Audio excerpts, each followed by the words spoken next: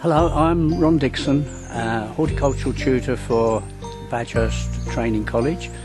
We're making here some short video clips which show some of the commonest jobs that you may need to do, whether you're hoping to become qualified in horticulture or just a keen amateur gardener.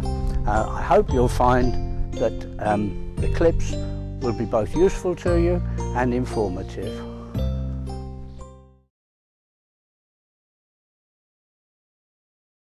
What we're going to do next, after rotivating this bed, is we're going to give it a dressing of general purpose fertiliser before we put some bedding plants in.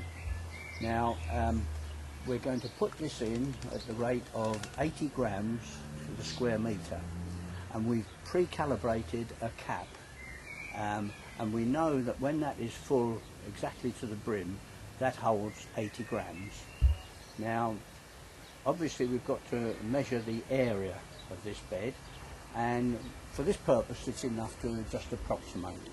We've measured the length of the bed as 4 metres, and the breadth of it, treating it as if it was a rectangle, is 3 metres.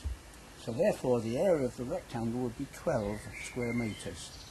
Now it's a good estimate to say that that bed would then occupy 2/3 of that rectangle. So therefore 2/3 of 12 square metres is 8 square metres. And since we're putting on at 80 grams per square metre, we need 8 capfuls of that fertiliser, which we're going to spread evenly as we can over the bed before planting.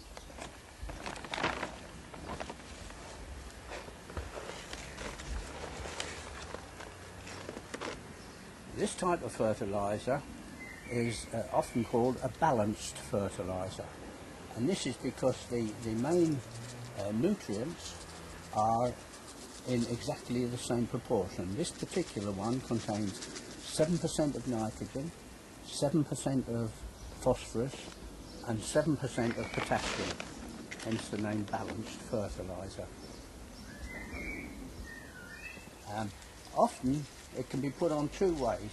Either it can be put on after the plants have been put in, and then we let the rain wash it in, and this is called a top dressing. Or we can do what Mike is doing now. He's spreading it, and then as he uses the trowel to dig in the plants, he will bury some of that, and then it's called a base dressing.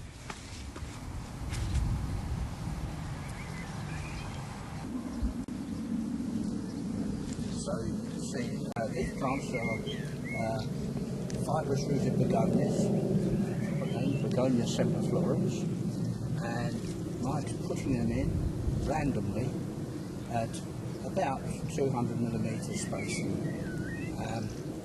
He's putting the plants out first, so till he's happy with the arrangement, and then he'll go over it and put each plant in turn.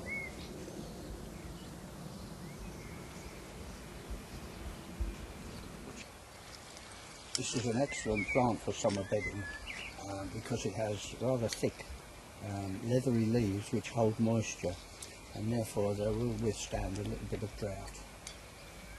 The base fertiliser we've used will help the plants to get established, but then because it's a soluble fertiliser, it will gradually wash out over a period of about 6 to 8 weeks, and therefore later on we will need to feed these plants again as they spread out more.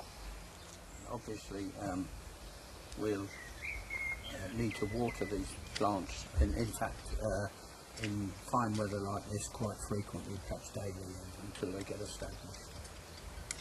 The only other maintenance task is really to keep the weeds down, and as I say, generally feeding when they have got established and we think there's no more of this base fertiliser left.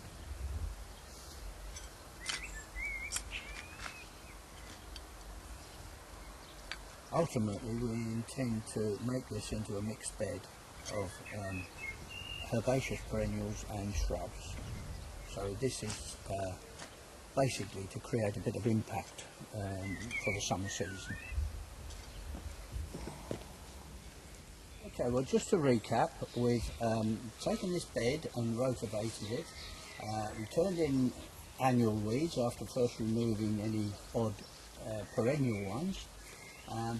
We're going to develop it as a mixed bed of mixed hardy perennials and shrubs, but just to give it a little bit of impact for this year, we've put in some summer bedding plants. These are the fibrous rooted begonias. We've fertilised the bed to give them a bit of a start. Later on we'll feed them within 6 weeks to a month, and we're now just watering them in just to give them a good start. We'll have to, if weather keeps up, we'll have to water this every day just until they get their roots down.